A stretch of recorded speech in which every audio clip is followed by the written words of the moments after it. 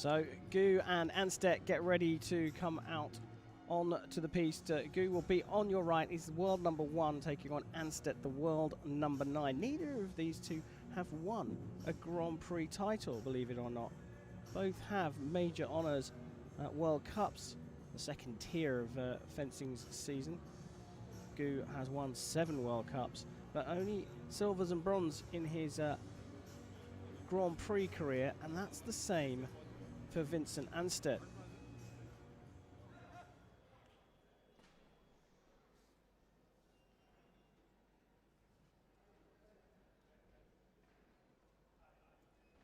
We're underway already. Blink and you'll miss it. If you're new to the sport of Sabre, the target area is everything above the waist. It's the only cutting weapon of the fencing weapons, which means you can hit with the side of the blade as well as the tip. The referee's job is to decide who the attacking fencer is. If you're being attacked, you have to avoid your opponent by running away and making your opponent miss using your feet, or use the blade to block your opponent. And that's called a parry. If you do either of those two things, it's your turn to attack. Very, very basic rules. There's a little bit more to it than that, but gives you an idea if you're new to it. Super, super fast as well.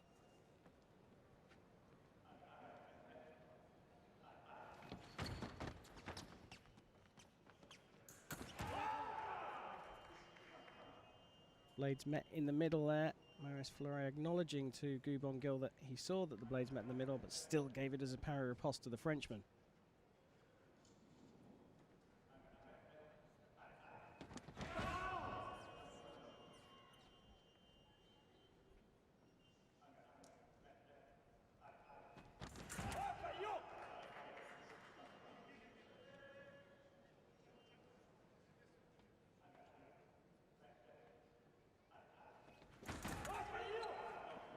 Well, at the moment, the Frenchman's controlling everything in the middle. He's picking the right tactic almost every time.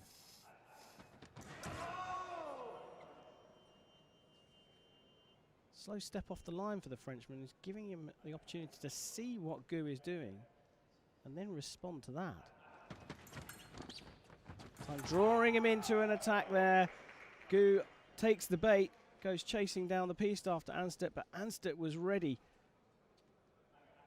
We'll go to a break when the first fencer reaches 8 points, and Anstett is just 2 away at the moment.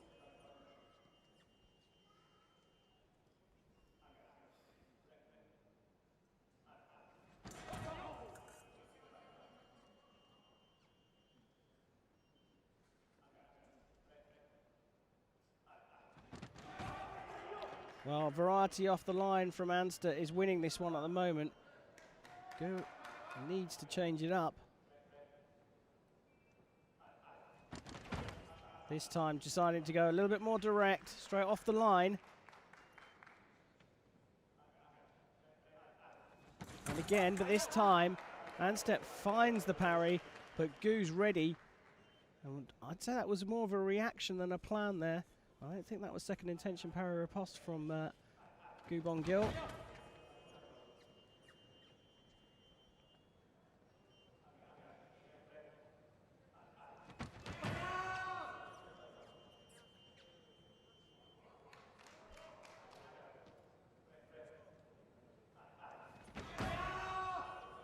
Well, Gu appealing for everything here, but Marius Fleury solid, staying completely calm in this one.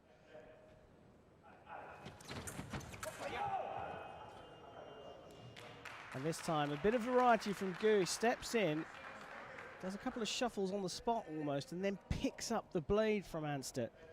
That gives him the right of way. Tries the same thing again.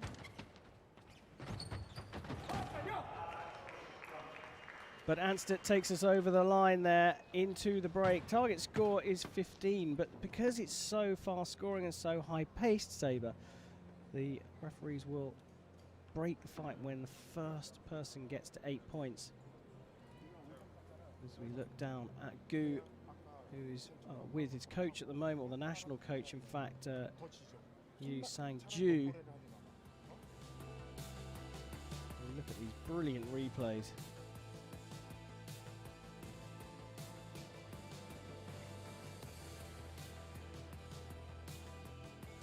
opportunity. Well, 1 minute goes very quickly, but it is an opportunity for the coaches to put some form of tactical advice in, plus some fluids here.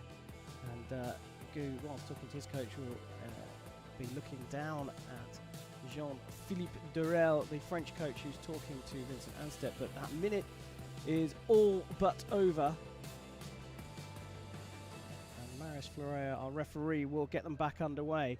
Anstett leading 8-5 as we go into the second period of the first quarter-final here at the Moscow Grand Prix.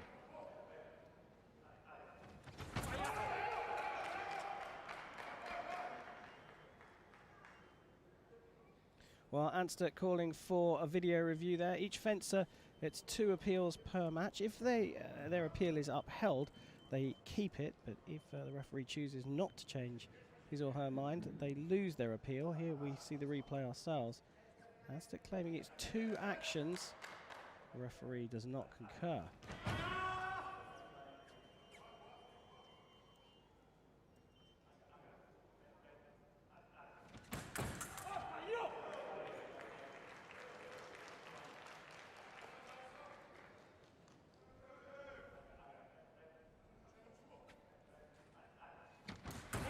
Oh, diving in there, luring a quick attack from Gu, and Anstett jumps in the air, finds a low parry and lands with a riposte. Watch this, big dive in, but he stops on the spot, dives up in the air, takes the parry, lands the riposte on the mask. Oh, now his first action is no from Gu.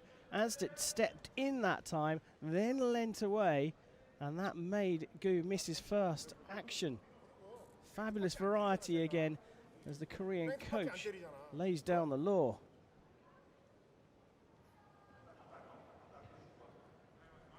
Just that little lean back there from Anstett. Hit stands.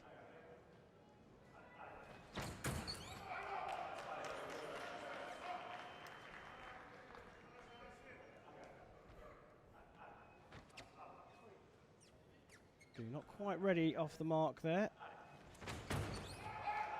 This time stands his ground well, blocks out. Fight's not over yet, but can't afford to make any mistakes here. Anstett just looking back to his coach there to check whether he should call for a video on that.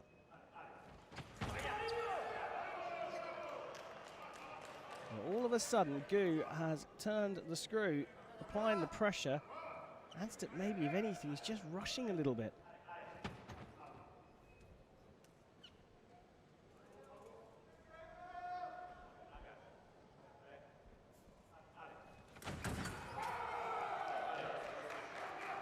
Well, he said he wasn't going to give up, and he certainly hasn't.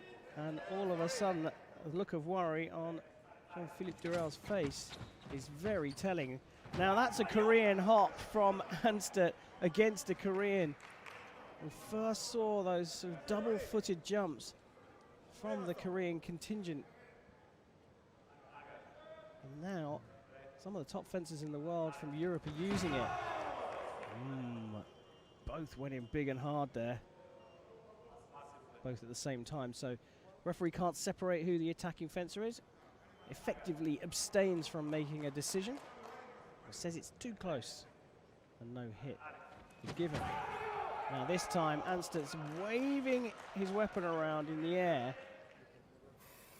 I often get a good look at the coaches at fencing competitions on the coverage, but there is Yu Sang-ju, the head of the Korean men's sabre program, and here are some brilliant pictures. And there you see Gu calling to the referee to say that he just slightly hurt himself. Made of nails, though, these sabreurs.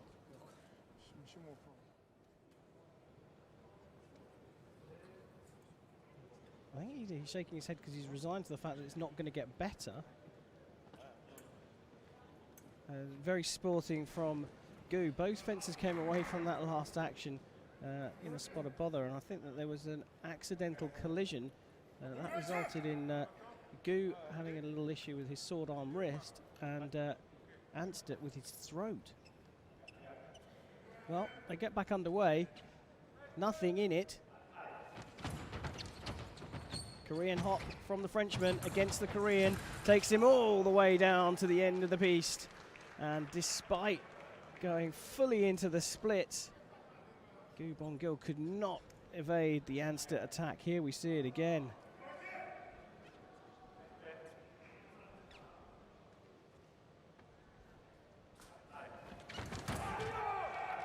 Again, it's that slight preparation or hesitation from Anstett.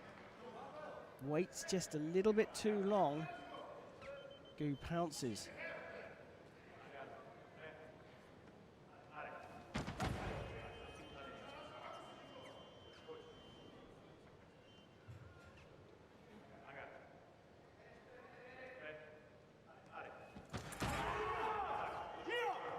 Now this time referee calls for a pause from Gu, and the Korean asks the referee just to go and review that. As you see, Marius Flores stepping back to the replay table.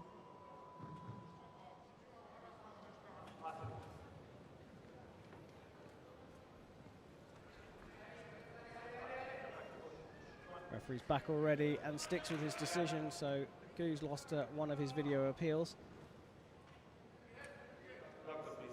And now Anstett is calling for the doctor again.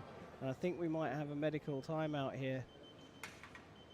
At 14:13. Anstett won't want to give this away. He won't want to concede. And now you see it's not the throat anymore. It's just a knock on the back hand. And a little bit of blood there.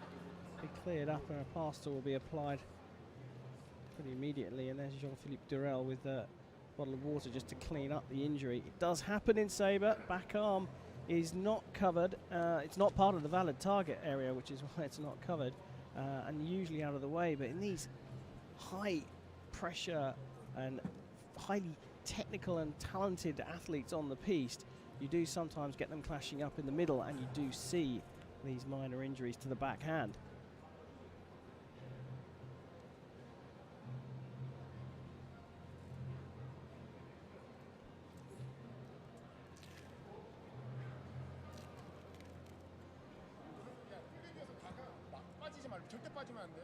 Opportunity for the Korean coach to provide a little bit more encouragement, tactical advice perhaps.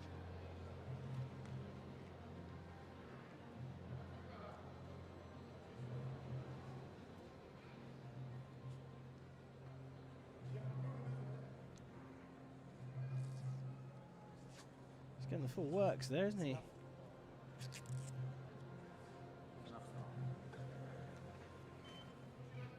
Just like that, he's back and up and ready to go.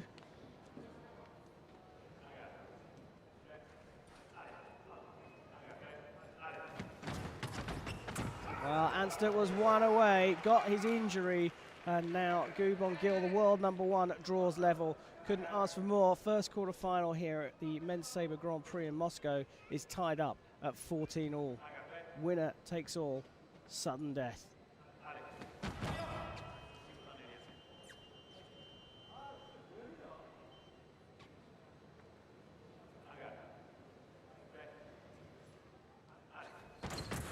Does that go through? I think that's parried from the world #1.